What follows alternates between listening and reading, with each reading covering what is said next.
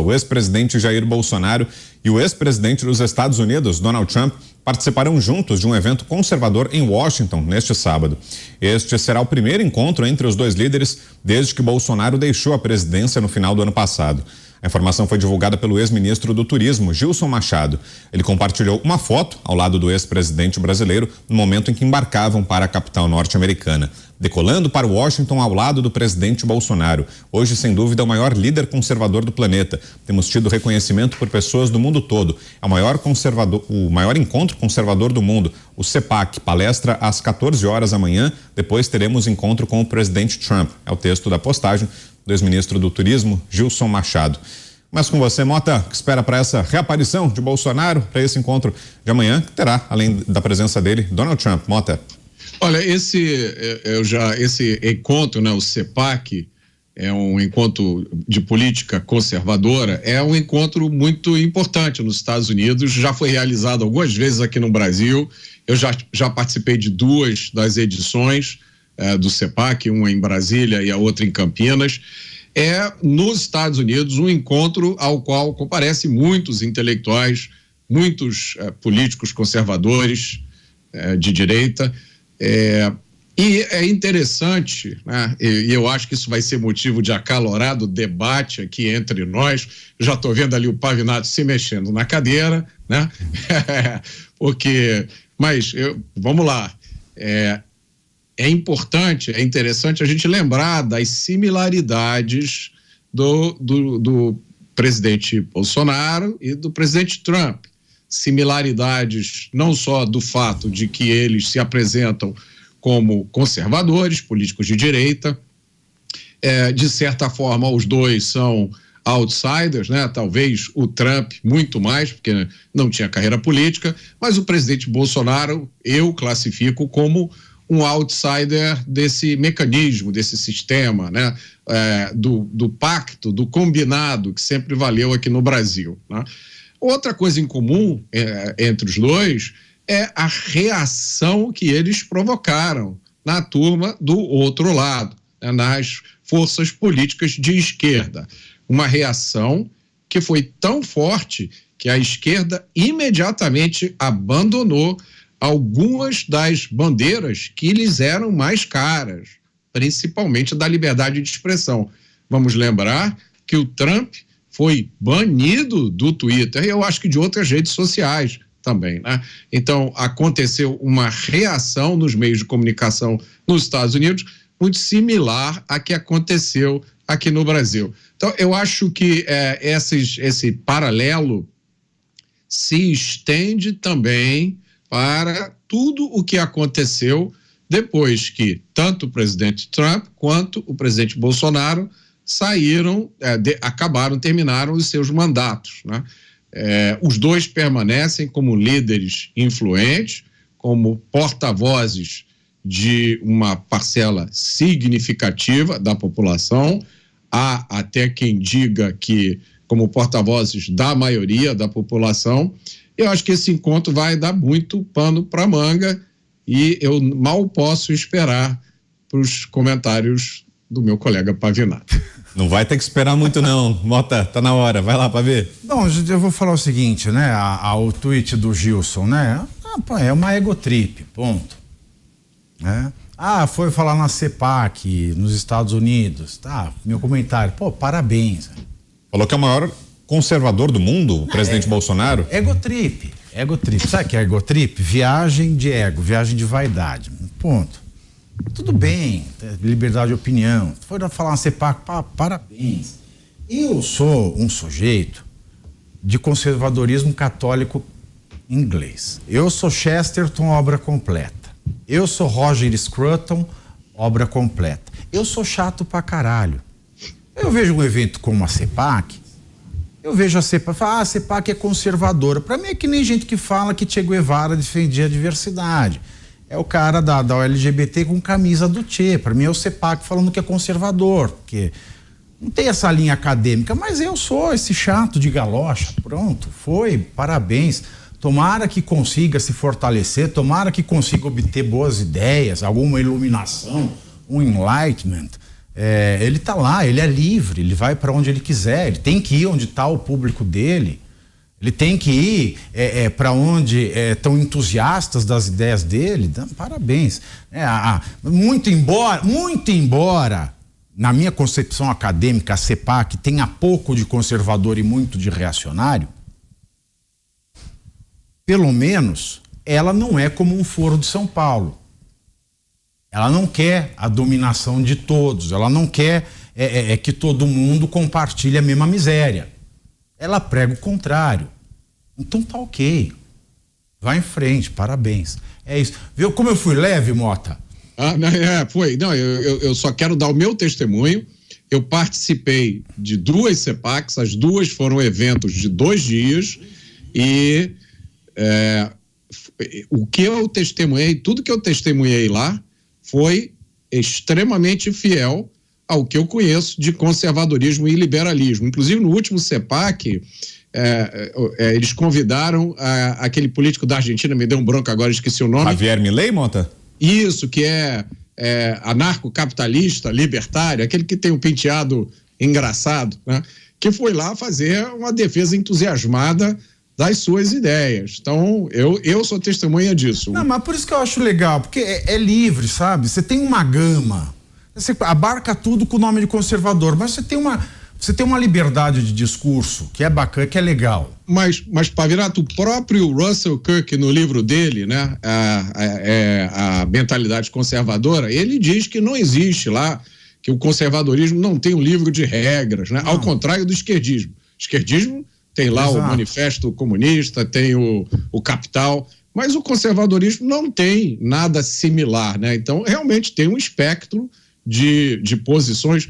Agora, a minha opinião, o conservadorismo verdadeiro, ele não tem nada a ver com a atitude reacionária, tá? Cada um é livre para interpretar as coisas da forma que quiser, né?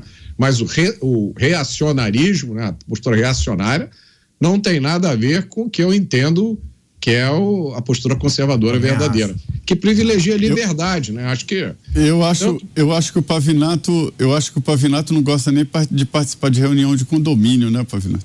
Você sabe que eu sou síndico, síndico, Zé. Eu renunciei essa semana que eu tô trabalhando tanto. Juro por Deus, você acredita nisso?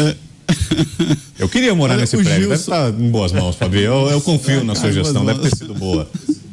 O Gilson Machado foi ali um dos ministros e ex-ministros na época, né, que se aproximou muito do ex-presidente Jair Bolsonaro depois das eleições, né, do tempo que ele era presidente da República e já estava derrotado, né.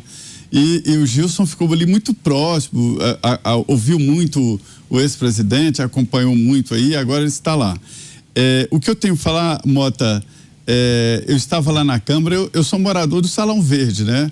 Ali no Salão Verde é que passam os negócios e também de vez em quando se discute política. É o Salão Verde, a figura do Salão Verde, aquilo ali é uma feira de altíssimo nível, mas é uma feira. E aí eu estava lá e o então deputado Jair Bolsonaro me falou: olha, o Trump ganhou lá e isso me favorece. É um bom indicativo para mim. Naquele momento, assim, ninguém acreditava muito, né? Mas há alguma similaridade, sim, não na postura, não do Jair Bolsonaro e o Trump, mas exatamente assim, aquela história de mudar, aquela história de tirar aquela vergonha de dizer eu sou liberal, eu sou de direita, e houve uma mudança realmente no mundo depois da vitória de Donald Trump nos Estados Unidos. Agora, você acredita que eu conheci o Trump através de um livro, O Negociador, um livro, talvez seja um dos primeiros livros dele, que ele ensina negociar, né, a arte de negociar e tal. Foi o primeiro livro que eu li dele e ele era todo mundo, né, não só eu conhecia o Trump como empresário, não como político. De repente, ele já entrou logo para a presidência da República. Você, Poit?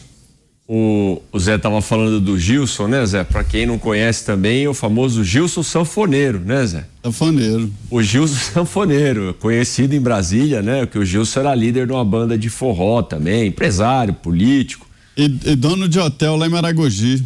Exatamente. Nossa, maravilhoso. Então ele estava junto com o Bolsonaro. Achei que o Zé ia contar isso, porque quando o Bolsonaro fazia o churrasco dele, era o Gilson que tocava a sanfona. Outro comentário só aqui, né? Eu, antes de entrar para a política como deputado, viu, Pavinato? E aí a turma falava assim, 1 hora é bom ir na reunião de condomínio, né? Que ninguém quer ir na reunião de condomínio do prédio. É briga entre os condôminos, é aquele fundo de obra que saiu e você não quer. Quando você não vai, de repente pintar a garagem e você fica puto. Quando você não vai, aprontar uma reforma, chegou um boleto e você fica bravo. Então, gente, compara a política e participar da política em ir na reunião de condomínio do teu prédio. Dá trabalho, é chato às vezes, mas ali é o futuro da nação. Então, fica esse recado também. E Zé, a estratégia, Pavinato, é o seguinte: toda reunião você colocar aumento da taxa de condomínio, aí enche. Aí toda reunião você tem que colocar isso para encher, mesmo para recusar. É bem isso. Ô Poit, deixa eu só trazer aqui a nossa enquete de hoje. A gente já volta pro debate aqui. Vamos só trazer a enquete de hoje.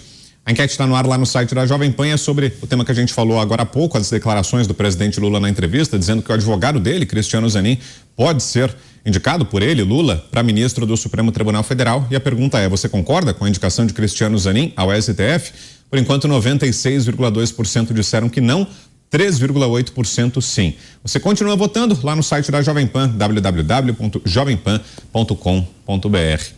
Agora, Pavinato, o que será que a gente pode esperar desse encontro de amanhã, desse evento do qual vai participar o ex-presidente Jair Bolsonaro com o ex-presidente americano Donald Trump? Será que ele vai aproveitar essa aparição, especialmente estando ao lado do Trump, para apontar defeitos, fazer críticas à atual gestão Lula? Acho que pautas não faltam, né? Assuntos estão aí na mesa. Será que Bolsonaro vai aproveitar para isso, Pavê? Ele deveria, porque ele é o líder da oposição e o papel da oposição é criticar.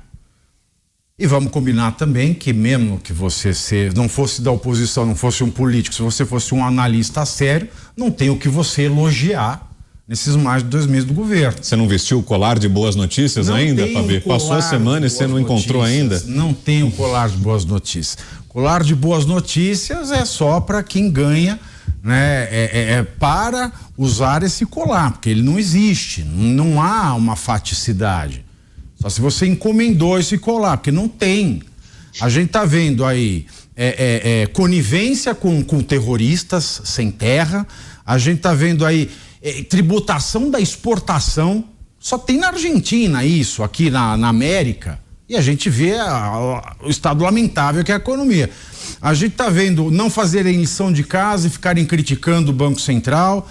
A gente vê desinformação toda hora do presidente da República, dizendo que não teve crescimento, criticando que houve, e ele fez lá uma procuradoria para criticar a desinformação, e ao mesmo tempo ele critica o agro, que foi responsável pelo crescimento que o Brasil teve, que ele chama de não crescimento. Ele ameaça o agro quando ele taxa a exportação da Petrobras, ele não corrige o rumo da Petrobras, porque a Petrobras não precisa investir em outra coisa, senão em refino, se o problema para ele é o refino. Ou seja, não tem nenhuma boa notícia. A gente tem um Ministério de Direitos Humanos que está fazendo vista grossa, porque os presos do 8 de janeiro tem lá soro positivo, diabético, hipertenso, entre outras doenças, que não estão recebendo o seu medicamento.